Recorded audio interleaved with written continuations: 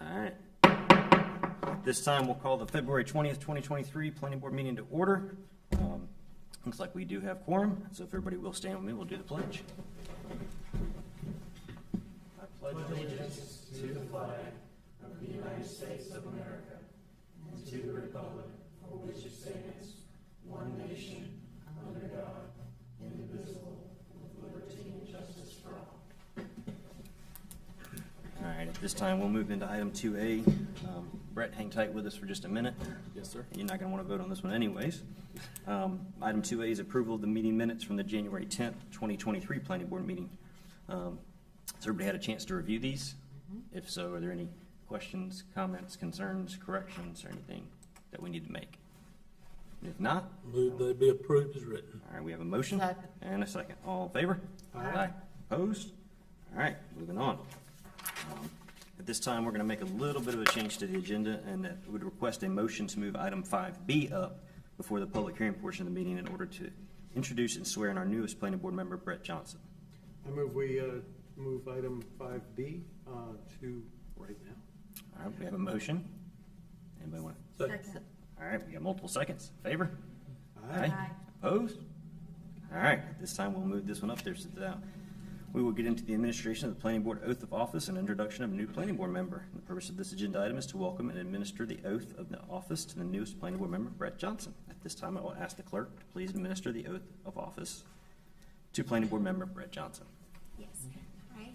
Welcome, Brett. Thank you. If you would please raise your right hand and repeat after me. I, Brett Johnson, do solemnly swear that I will support and maintain the Constitution and laws that I will support, maintain the Constitution and laws of the United States of the United States and the Constitution and the Constitution and laws of North Carolina, and laws of North Carolina, not inconsistent therewith, not inconsistent therewith, and that I will faithfully discharge and that I will faithfully discharge the duties of my office as the duties of my office as member of the Town of Fuquay-Varina's Planning Department. member of the Town of Fuquay-Varina Planning Department. So help me God. So help me God. Thank you. Thank you. All right, welcome, Brett. Welcome to You. the lowest paying job on the board. At this time, we will move to item 4A, the Town Code Amendment, Town of Fuquay-Varina Land Development Ordinance, Amendment number 22, CTA 2022-08. The purpose of this agenda item is to consider a proposed text amendment to the Town Code of Ordinances, Part 9, Land Development Ordinance, Amendment number 22, that addresses several areas for improvement. At this time, further information will be provided by staff. Thank you so much. I am entering the agenda abstract and supporting documents into the official record of the town. Just to let you all know, this will be the first public hearing featuring the new format for staff presentation. I'll be giving a high-level summary of the items included in this request and then be available to answer any questions, any additional details that you guys would like to discuss. As this is the first item, this is going to be a learning process for both staff and the board, so please ask questions and let me know if there's an item you want to dig deeper into. This amendment is reflective of requests made by management and staff in order to better align the land development ordinance with goals of the town, provide more flexibility in the development process, and to correct some general errors and technical oversights. We've had several months since the permitted use table update in May of 2022, and as a result, staff is proposing some minor cleanups as well as the renaming of a few categories for clarity: residential development, ancillary residential, and non-residential uses. Staff has also added 2 uses that were previously allowed uses but were left off the permitted use table, both row house and temporary recreational vehicle. New use to the town is tobacco and or CBD retailers. These would be places like vape shops or convenience stores whose sales of tobacco and or CBD are more than other items they retail. So this would not be included like in Food Lion and things like that, just selling it as an accessory use. As the town grows, staff wanted to be sure to establish development standards for uses that were not previously included in the LDO. Throughout this amendment, there are several instances of corrections to references in other parts of the LDO. The town is excited that we have converted the whole land development ordinance to a flipping book document. I don't know if anybody has noticed it on the website, but it's a lot easier to search and navigate.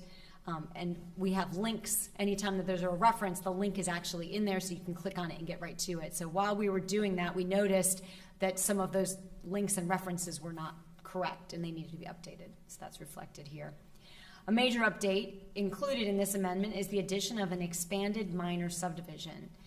This is a tool by which property owners in the ETJ may subdivide their property up to 8 lots under the minor subdivision standards, subject to the agreement that they will never receive public utilities, and they don't have to build necessarily to public road standards for those reasons. So again, the key element here is these are in the ETJ only, and they are on an existing private street or public access easement.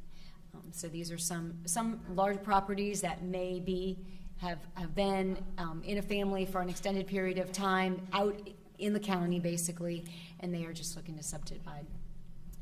Another important update is the cap placed on rec fee in lieu. Regardless of subdivision land price or lot size, this cap fee for recreation fees is now $5,000. We have had a couple instances of kind of these small one-offs, minor subdivisions, in-town properties that are already zoned residential, that the rec fee using the assessed value of the land comes at a very high number. We don't want that to be a deterrent to infill properties, especially here in town. And the final big update is worth mentioning is the change to the required parking for mixed-use projects. We felt that the previous standard was overly restrictive, and we are excited about the mixed-use product with commercial on the first floor, residential above. This was something recently expanded into our general commercial zoning district. It used to only be allowed in the downtown zoning district and the form-based zoning district, which has their own parking standards. So we realized this was sort of a gap. As we extended into the commercial district, we didn't have language that spoke and addressed it specifically. So these are the big changes. There were a few other small changes, obviously, that you guys have read through. So I'm happy if you have any specific questions about these or anything else we're proposing. All right. Does anybody on the board have any questions for staff as they read through these? No, I've got a couple, but I'll wait and give everybody else a chance. Going once?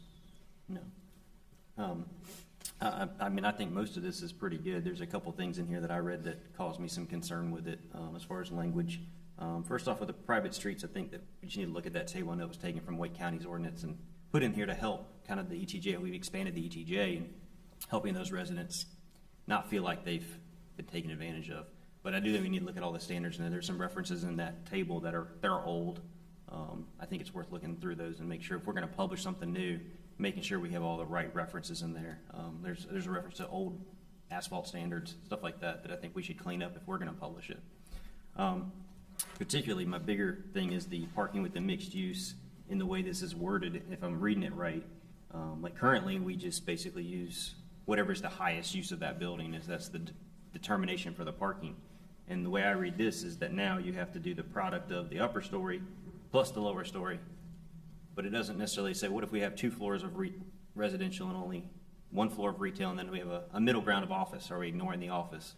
And then I think what you're going to wind up with, and this is just pretty big parking lots that don't always get used. Because generally and we're getting more and more interest in these vertical mixed use, and I think the town's pushing for them, so I think we got to get this one right, or at least make sure we get the language right, because my fear is that if you do the product of both, you're going to get a really big parking lot. But what's going to happen is there's going to be some uses in those bottom floors that gets used while people are not living, or not there. They're at work. They're somewhere else. So I'm not sure how to make that work, but I don't know that this language does it, because it looks like there's some language that allows to do a parking study, but what happens if that bottom floor changes its use in one of the spaces that's in there? What happens if it goes from a restaurant to a retail shop? Those hours of operation are very different, but if you do that on the front end and then all of a sudden that space changes over the time, your parking's still not right. So I'm not sure how it plays out. I just have this feeling we're going to wind up with really big parking lots that don't get used all the time.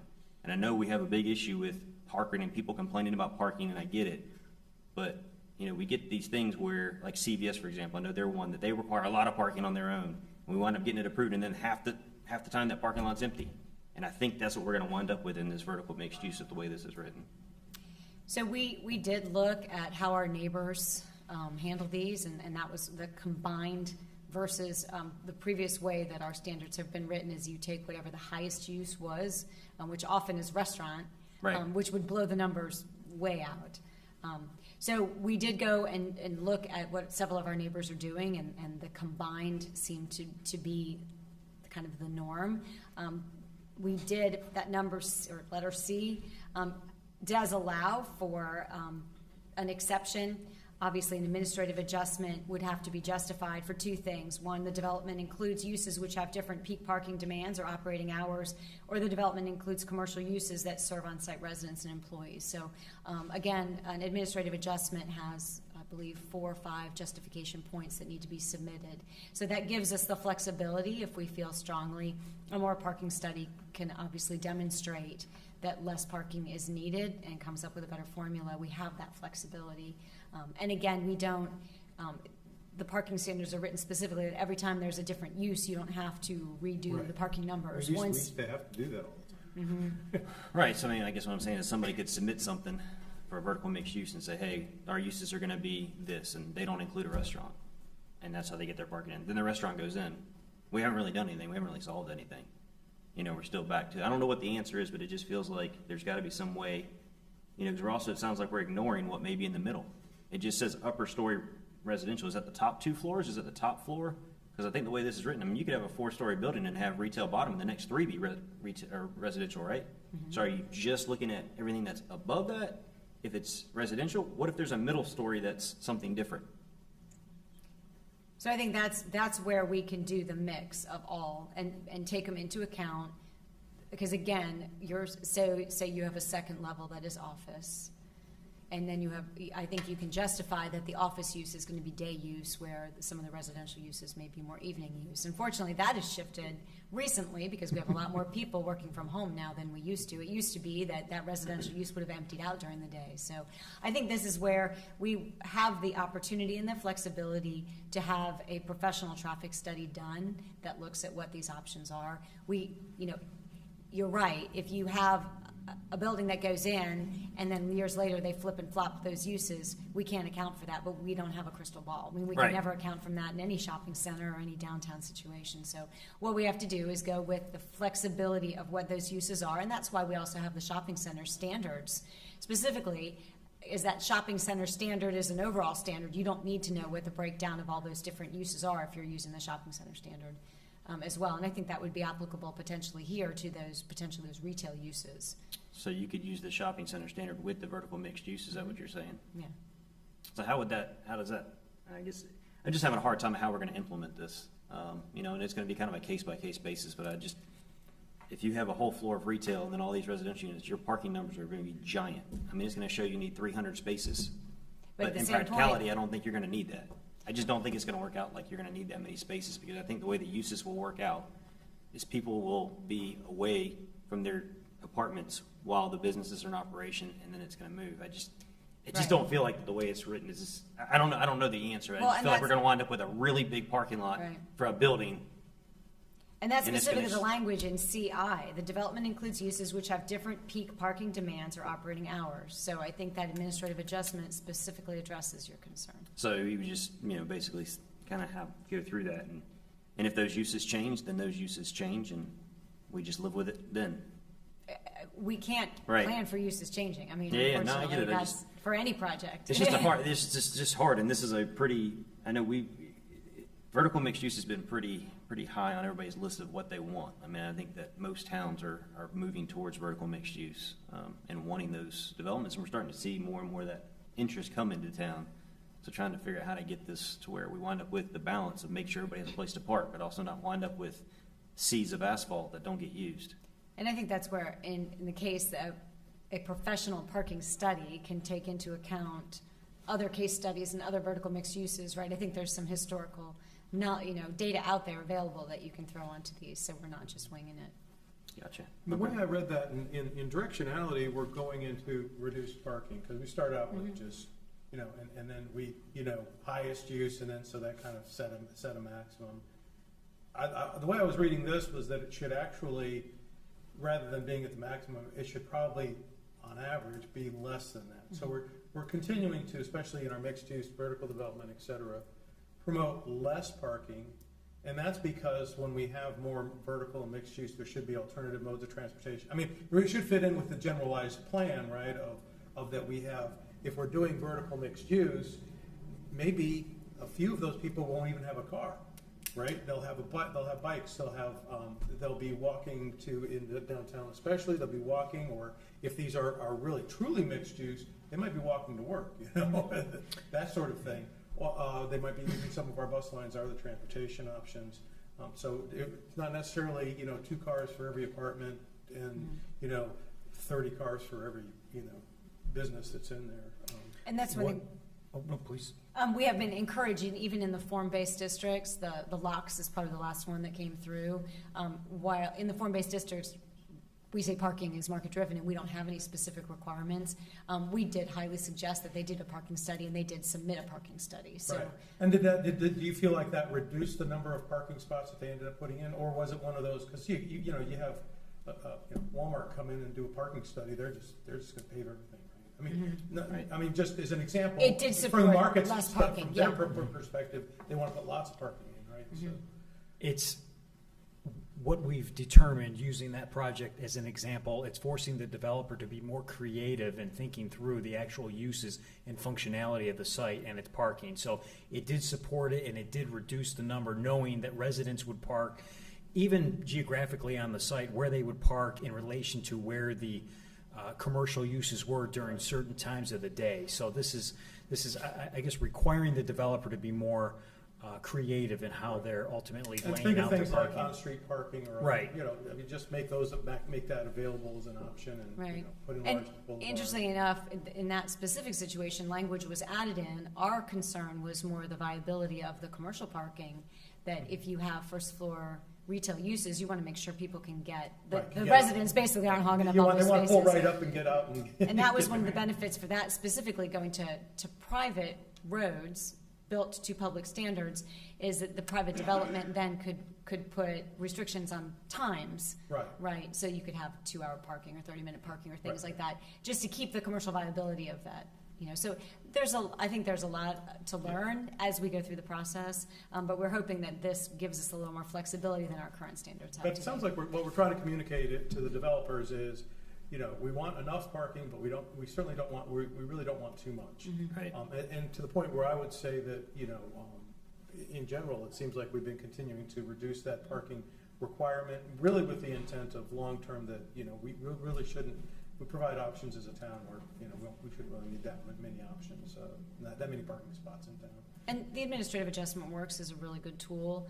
As this board has requested, the funny thing is we've had quite a few administrative adjustments come through on site plans that you don't see, but we do, whenever one is requested and granted, we then make them add that to the cover. So it's very clear what standards were flexed, right? It might be worthwhile, like, once in a while, like once a year or something, to kind of refer to us, like, these are the kind of administrative changes we did over the last year. Right. Maybe some sort of, you guys do generally reports of how things are going, but that might be an interesting item to have. Right, but the staff actually truly appreciates your request, because it's really been helpful to have that. Right. Because we put the it's zoning both a pitch for conditions. that, but and- for yeah. us to understand, and then also, then we as the planning board can then come up with suggestions for that as well, right? So we can come up with, so maybe some of these other things you've been doing such a good job with that, maybe we can give you more. Yeah.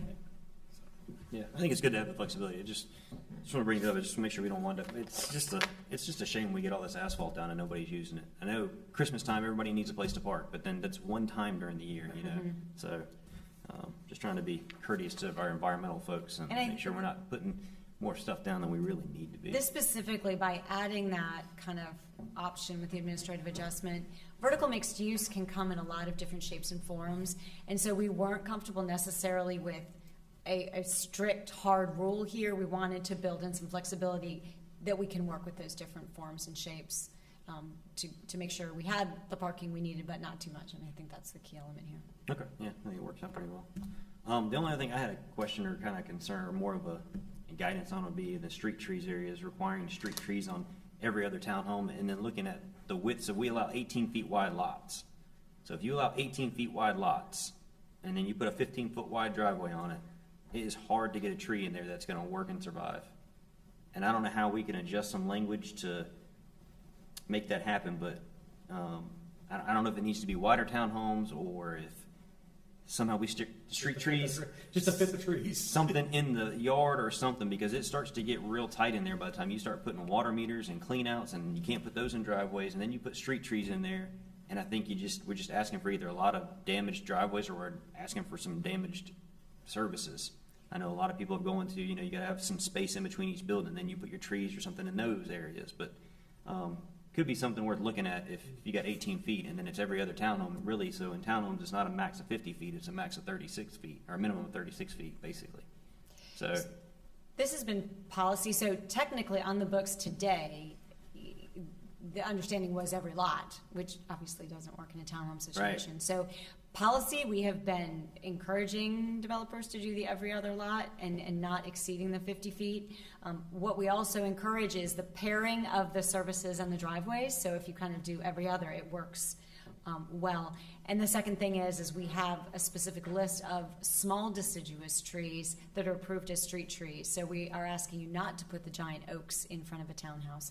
So again, this was a policy that we've been doing for several years, and we just wanted to actually codify it. So this has been something that has been working, the installation of alternating, using smaller trees, and encouraging the pairing of the services and driveways has actually, in fact, actually been working, so. okay, yeah, it just takes a few years for us to see how those work. I know we wind up with, it just gets tight. I mean, it just gets real tight on townhome projects. That's why we encourage the rear-loaded alleys. Yeah, I get it. It's everybody likes it, except for Yeah. the developers. They don't really like them. That's all really all I had. So I don't know if anybody else has anything else, or if there's any more discussion for the board. If not, we'd entertain a motion. Oh, we do have to have a public hearing. Good gracious, we talked and didn't even have the public hearing. Good gracious. All right. We did all that outside the public hearing. You didn't interrupt me? Yeah, Yeah. I guess at this time we'll open up the public hearing and ask if anybody wants to speak in favor. Seeing none, we'll go to the opposition. Seeing none, I guess now we can close the public hearing. Go back to the board for any discussion. Any more discussion? Now I can entertain a motion. I move we recommend approval of CTA 2022-08 amendment number 22, amendment to the Town Code of Ordinances Part 9 Land Development Ordinance as presented and recommended by town staff. The text amendment improved upon the Land Development Ordinance and is reasonable and in the best interest of the public for the reasons identified by staff. All right, we have a motion, we have a second, and a second. Any more discussion before we take the vote? All right, all in favor? Aye. Opposed? Moving on. All right. Other business, item 5A, Fuquay-Varina Planning Board Bylaw Amendment. The purpose of this agenda item is to consider the proposed amendment of the Planning Board bylaws to reflect and request a standardized month of January's meeting date. This is awesome. Further information will be presented by staff. I'm glad you're excited. But it only took us like 2 months to be able to get to this point. Yes, that's true. Good evening, Board. I am entering the agenda abstract and supporting documents into the official record of the town. As Chairman Petty said, this is a request that came in December, and we are hearing it tonight. This is an amendment to your bylaws to fix the annual discrepancy with the January date. So every planning board meeting happens to fall on the third Monday of every month. Martin Luther King Jr. Day also falls on the third Monday of January, so there has always been a discrepancy with that date. The proposal before you tonight is an amendment to just change that third Monday of January only to the second Tuesday. So that's usually the request we bring before you with the yearly calendar vote. We're just making it permanent, so then we don't have to ask you to figure out which day y'all want to meet in January every year. So, if you have any questions, I'm happy to answer them. But that's pretty much So I it. do have a question. Would we still have to vote on a calendar every year, or? Yeah. Okay, so Yep. we'll still have to vote on the calendar, but we Yeah. shouldn't have to be making adjustments. It'll just be, Yeah, we're exactly. approving the annual calendar as reflected in the bylaws. Yeah, Yeah. that's So we don't have to change the January date every November or December. Yeah. Well, it's also, I guess I also, like, I think this December, we almost had one just for this. Didn't we? We We pretty much did, yeah. Well, it was pretty much, if we had not had this item of business, we would have canceled the December meeting. Yes. So, but if we had to vote on the calendar every December anyways, we Yeah. don't win on that piece. We would have been here anyway, but. We went on having to ask everybody, what date's good for you? What date's good for Yeah. you? Right. This is a permanent. Could have potentially been a shorter meeting, though. 3 minutes down. Yeah, 3 minutes. Could have done like 6:03. All right, does anybody else have any more questions for staff on that? I think it's a good move. Thank you guys for putting that together. No problem. All right, if not, I'll entertain a motion. I'll make a motion to recommend approval of an amendment of the planning board bylaws as presented and recommended by staff. I got a motion, a Second. All right, all in favor? Aye. Opposed? All right, move passes. We'll go to item 6A, planning staff report. The purpose of this agenda item is to receive information on the disposition of the planning board's recommendations to the town board of the commissioners since the January 10th, 2023 planning board meeting. Any questions on this one? Nothing happened. Yeah. Just figured I'd ask. All right. But wait. Nothing needed for that one. So at this point, we will entertain a motion to adjourn. Make a motion, we adjourn. Have a second motion, have a second? Second. Well, at least you get second this one. You stole your thunder, didn't you? All right. All in favor? Aye. Opposed? We are adjourned.